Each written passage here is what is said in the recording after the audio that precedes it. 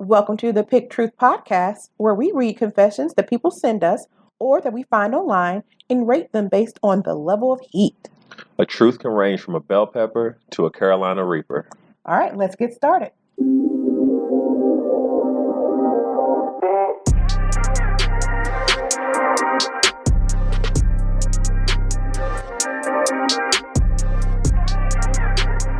Welcome back to the Pick Truth Podcast. I'm your host, Dr. Vicky Harris, and I'm here with my co-host, LaMont Hearn Jr. All right, and we're ready to pick some truths.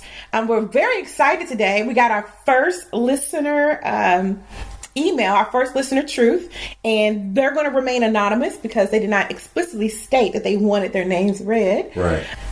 I have 3 today. I have our listener email and 2 that I found on Reddit. And both of those that I found on Reddit, one's a Poblano and the other one is kind of up in the air. So it'll be interesting to see what you think. Okay. And I've got 2 today. May only do 1. It just depends on how much time we've got. But definitely one of them I have today is at least a tie, without question. Okay. All right. So as usual, we're going to jump right in it and get started with our first truth. So the title of this truth is, I was an unwitting party in a grand theft auto. My best friend asked me to drop her off at a local business and pick her up later that day somewhere else. I didn't think anything of it. None of this was unusual. What I didn't know was the business she asked me to drop her off at was a block away from a small town bank where her husband's car was sitting in the parking lot. It had been repossessed. She had the spare keys. She drove the car off the lot, took it to another friend's house, and stashed it in their garage. I picked her up at the friend's house later. I was a getaway driver. She didn't tell me until later what we had done. It's now past the statute of limitations, so I'm okay with confessing. That was our first listener confession. Thank you. We do appreciate you. And we're going to send you a small token of our appreciation in the mail. That's our goal. But let's get into it. So I would say her confession, she's a bell pepper. Yeah, absolutely. She had no idea what was going on. She didn't try to go steal a car. She was an unwitting accomplice. An unwitting accomplice. Yeah. Absolutely. And there have been many times I've dropped people off. Like, hey, can you drop me off at work and then pick me up someplace else? Yes, absolutely. Nothing of it. Yeah. Nothing of it. I'm just getting my. Plus, I know she's like, I know my friend's car got repossessed. Right. So let me go ahead and help her out because the car's gone. Right. Yeah. So I would say with her confession, definitely a bell pepper. Yeah, she's a bell pepper, but her friend's definitely not. So let's be clear.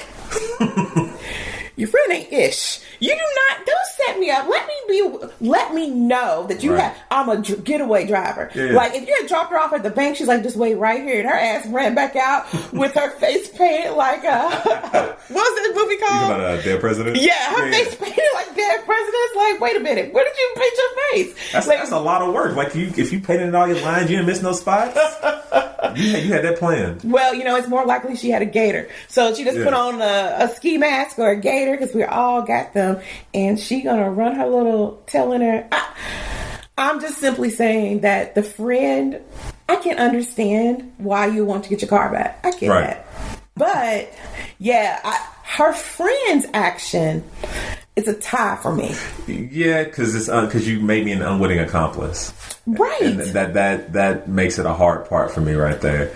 Is you set me up to potentially have some things come back on me that I wasn't aware of. And I understand that you were trying, as far as the friend goes, I understand that you were trying to get your husband's car back because it had been repossessed. But you at least gave me some type of information to let me know what was happening ahead of time. Yeah. And maybe she didn't tell her because she wouldn't do it. Right. Maybe if LaMont people like, hey, look, my wife's car got repossessed. Right. Drop me off down the street from the dealership or the bank. I'm going to run over there, take it, leave it at my mama's house, and then you come pick me up from my mama's house. I'll be like, yeah, you might want to Uber. Yeah. I'm not doing that. That's giving away more information because she didn't even really tell her that it was on the other side of that area. So she left some things out. So her friend definitely was like, I'm going to use you, but I'm not going to give you all the detail. Now, I will say, though, even though you were definitely a bell pepper in this, the fact that you waited till after the statute of limitations, I appreciate.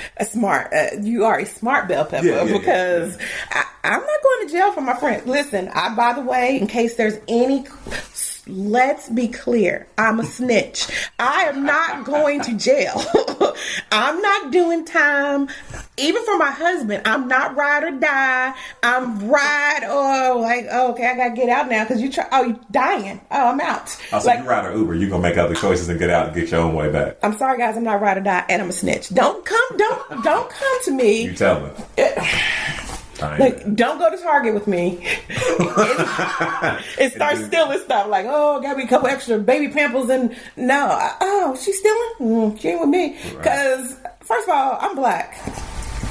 And so I'm overly occupied with people thinking I'm stealing. I just think people think I'm stealing because I walk in. I always keep my hands where they can be seen. Right. I walk in like a casino dealer. My hands, showing my hands. Look, I ain't stealing. I'm just trying to grab this item and put it here. Oh, yeah. It makes you conscious. I don't even like taking my phone out of my pocket and putting it back in there. Because I'm like, now they're going to think I'm taking something. Yeah. I don't in my pocket. Yeah. So I don't. Yeah, she's a bell pepper. Her friend's a tie. But I'm glad nothing. Actually, now I'm curious. So what happened? Did they ever get the car situation straightened out? Or is it still sitting in that friend's garage now, waiting for a payment? Absolutely. So, listener, if you could, let us know by giving us an update or something, we greatly appreciate it. And we'll share it on a follow-up episode. Yeah, we'll follow-up episode.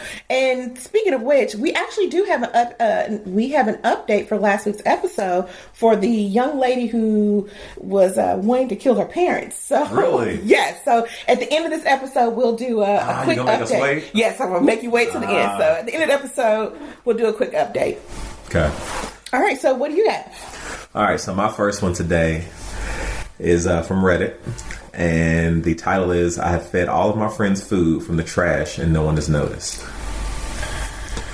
None of my new friends at college know this, but I come from a very poor family and had a dumpster dive a lot and still do.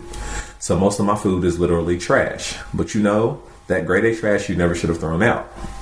Well, I've always been fond of making dinner, especially to my friends, and I will never tell them since I'm in a very snobby country and socially well-off class now. But they have all eaten garbage I've cooked for them. None of them have said anything to it. Neither will I. Just need to let somebody know that a lot of people love dumpster diving food. Just don't let them know. Okay, I'm going to go. First of all, it's called being a freegan. I think it's the terminology. Word? I kid you not. It's a freegan. So that's a term. That's an actual term. I'm new to this. Okay, so there's a whole lot here. But first, let me rate it as a freaking Carolina Reaper. You are not shit. You are not shit. If I go to your house and I find out a month later that you gave me some expired bologna I would be pissed. I would be pissed. Isn't there a difference between expired and trash, though? Now, catch my reasoning. So, trash would mean you had to actively go and search for it out of a receptacle. Whereas expired could be, let's say you were making food and let's say you used milk that literally was the day after the day. Then I would say I misspoken. Okay. If I learned that you took my food out of a dumpster behind a grocery store, a park bench, I don't care, I would be pissed. I think it's a trust thing with food. Yeah. I know people who don't like vegan versions of food or ground turkey. Okay. I will not lie to them and tell them, this is ground beef, just so they can eat it and shut up and go on. Because that's a trust thing. Yeah. So if you want to eat discarded trash, so be it. But don't feed it to other people without giving them a heads up. Because I don't think that's fair. I think that's a reaper for me. I'll probably stop being your friend. If you told me, I remember you over my house, we were barbecuing. Yeah, I got all those hamburgers out of the Costco dumpster. I would be pissed. Yeah, I think it's a reaper too, only because there's some health risks there that could be there. I understand you could look at it and go, this is probably good. I'm not here to pass any judgment on anybody's life, on how, what you can and can't afford and stuff like that. I don't want to get into that. But the fact that you're willing to do this without telling somebody is where I feel like it's Reaper. Just because I feel like at that point, I can understand you dealt with that struggle, and that's not a knock at it. But at the same time, don't just assume that I'm comfortable eating food out of the trash, because it may not even be about me feeling like you got out the trash as much as it could be a health concern. It could be maggots, could be rodents, anything that could have been involved there. And I understand you may have had to deal with that and you just flicked them off and went off about your day. But I don't know if you should just assume other people, or no, I don't even need to assume. I know you know that other people aren't comfortable with it because you're saying don't tell them. Mm-hmm. So the fact that you want to keep it a secret, it kind of tells me that you even know that this is wrong. I agree. You know you ain't ish for that one. Like you know, and it makes me think. I get that. I guess we're in the U.S., we throw away a lot of food, right? And because it's no longer appealing or it's ugly, and I know that we have a food waste issue. And I wish there was another mechanism to control the food waste problems. And so maybe you wouldn't have to go dumpster diving. Right. You could get what you need or if stores and restaurants could provide their extra food or food they're not able to sell to places where it can be used and people can eat it and it not be trash. Because once it's in the garbage can, it is no longer food. It's garbage. Yeah. So... But again, to your point, you got to do what you need to do to survive. Yeah. But I'll tell you what, it's just like people who have cats. I'm sorry out there. It's like people who have cats. I really am hesitant to eat at your house because you have a cat, and people let cats jump on counters. And right. I think I've already mentioned I have this issue with hair and food. It would fall in line the same thing. Like, I'm not coming to your house to eat. I appreciate you being a freegan.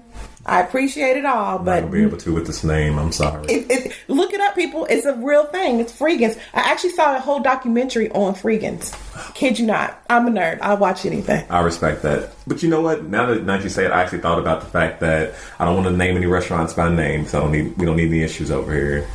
But there are certain restaurants that take their old hamburgers and they turn it into chili. But it didn't go in the trash. So I kind of get...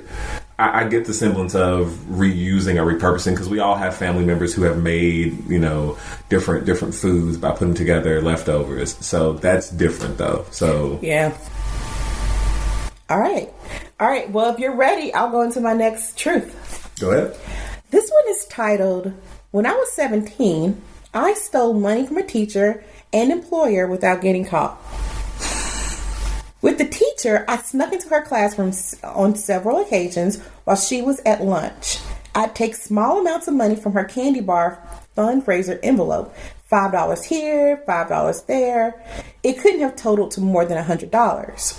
With my former employer, I occasionally pocketed money when customers would purchase scratch lottery tickets. They'd buy $10 or $20 worth of tickets, and I would discreetly pocket the money without ringing it into the cash register. I did this once or twice a week over a period of a few months. A few years later, I paid back the money by not cashing one of my paychecks from that employer. Even though I didn't steal a large amount of money, less than $1,000 total, it makes me sick to my stomach that I did this. It would have shocked and embarrassed my family and friends had I been caught. You should be shocked. You shouldn't be embarrassed. Yeah. Like, teachers don't even make that much. And I get it's fundraiser money, but what drives people to steal like that? I don't know. Yeah, see, I wonder about that as well, because it's like, I understand that. Well, no, I take that back. Let me restart. I try to figure out where people fall in line with that, because I understand there are certain people, quote unquote, like Oliver Twist, the story of Oliver Twist, people who steal because they don't have, and then others who steal just because. And the idea of stealing from, in this instance, the pauper as a pauper seems kind of weird to me. And that's not to say you should steal from the prince either. I don't believe in stealing. But as Netflix accounts are different, that doesn't count. Sharing them is a totally different thing. I know I'm going off topic, but so what? It's not the same. Sharing is caring in that context, whatever.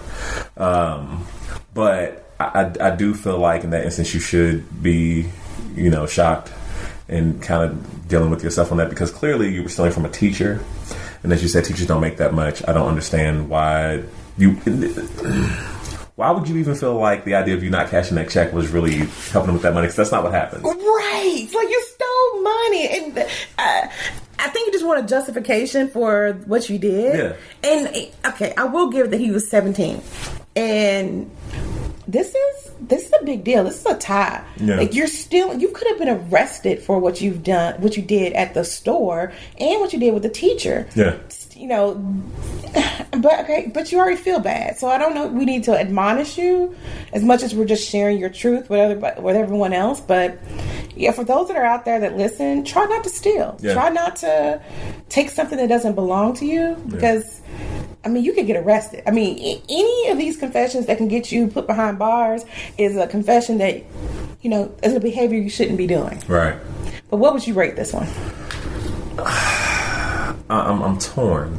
To me, stealing automatically starts at a jalapeno, and stealing from a teacher, I feel like, kind of escalates that. But I also think of it as the context of when you're stealing from the lottery, you're not just stealing from that store at that point. You're stealing from a completely different entity that the store is working with. So this could be even higher for you. So I don't know. I'd almost say I want to stick with a very hot jalapeno. You know, you can get a jalapeno that is mild. Wait a minute, they still have the seeds in it. Right. Yeah. So this is a seedy jalapeno. Okay. How about you? Tie all the way. Absolutely. It may not be a Carolina Reaper. It may not be a Carolina Reaper, but it definitely is inappropriate behavior that shouldn't be repeated. And yeah, I am kind of judging you, especially like I wouldn't have been brave enough to steal from a store. Right. I just really wouldn't have. Never would. Especially not to this level. No. But I don't know. Okay. You guys let us know what you think. You could either reach us at our Facebook group, which is under the name Pick Truth, or you can reach out to us by email at picktruthmail@post.com. Yeah, and the link to the Facebook group is in the show notes. So you can go down there and check us out. So let's read over to the next confession. What do you have, LaMont? My next one's from Reddit, and the title is, I plagiarized a paper that was 60% of my grade. In 10th grade, we needed to write an essay about slavery. I was going on a trip, and the essay was due that day, so I needed to get something done very quickly. I went on Google and clicked the 4th page, found an essay that looked pretty good. Then all I had to do was Control-C, Control-Z, and I got a B in the grade. Complete total plagiarism. Complete plagiarism. Complete and total plagiarism. So, okay, I have a lot about plagiarism. Okay. I am, I guess, a lifelong student, legitimately. I mean, although we joke, I literally am a doctor. Yeah. and plagiarism was a big piece in academia, making sure people aren't, stealing other people's work, because that's a lot. I don't know.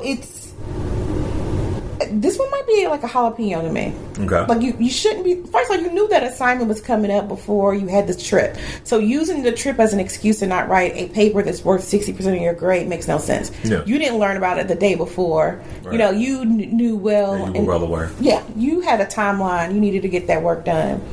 And hopefully you didn't mess up anybody's curve in the class. But I mean, I also know that C's get degrees. So sometimes people do what they need to do in order to pass. And I guess it's better to cheat than repeat. Like, I don't know. I love the vernacular you're using. I love that you have these sayings just kind of like locked in and loaded. But so I would definitely give it a jalapeno, because it's pretty spicy. That's a spicy truth. And yeah, don't tell anybody else. Like, don't go around telling everybody, hey, I got 60% of my grade from I went to Google and did number 4. Like, seriously, page 4?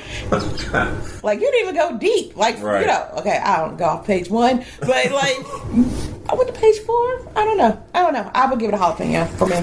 Yeah, I would say I'm somewhere caught between a poblano and a jalapeno, because for me, it does lean more jalapeno because you are cheating. I also wonder if this person is black or not. I'm sorry. I just do because it is a paper about slavery. That point just did pop up for me. And that's not to say that anyone from any other race can't care or anything like that. That's not my point. But especially if this was about American slavery, you as a black person, whether people like to go there or not, that is part of our history.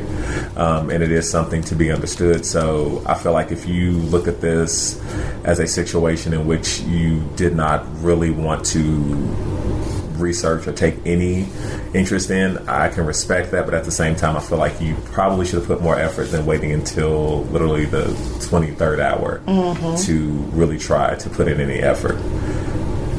But yeah, so that's where I'm at with that one. But Vicky, I know you got the follow-up, and that's what I really want to know. Yes, we do have an update from last week. The truth that we read last week was, I think about killing my parents a lot. Am I normal? Just in case anyone was wondering, the answer was no, that's not normal. Right. Her update was, I emailed my school today, and I'm working on setting up weekly meetings with my school psychiatrist. With my school psychologist. Thank you to everyone in your comments for being understanding and taking steps toward preventing myself from hurting them or anyone else. So apparently this young lady did reach out to help from people at her school, and so hopefully she'll get the help that she needs. But that's the only update that I have at the moment, and I don't want to go track her down because I'm sure there's some level of anonymity that she would like to keep. Yeah, absolutely. Well, I mean, that's good. At least I did want to hear a follow-up. It didn't necessarily have to be long, but I am glad to know that she is seeking help and that she's taking these steps that she needs to try to get, help, because that's very important. And as you all know, on Pick Truth, we are very much so proponents of getting the help you need to be able to keep going and just dealing with whatever issues you may be having in life. All right, so yeah, I think that wraps up today's episode. We do want to send a special thank you to our very first email, our very first listener truth that was sent to us. We greatly appreciate it. Again, we'll keep you anonymous for obvious reasons, but hopefully we'll be able to send you something special in the mail just as a thank you. And if you like today's show, help us out and subscribe. Send this show to 2 of your friends. If you're not already done so, join our Facebook group, Pick Truth. Follow us on Facebook, Instagram, and Twitter, and you can find us at Pick Truth. Oh, don't forget to rate and review us on Apple Podcasts or wherever you subscribe. Thanks. See you next time. Later.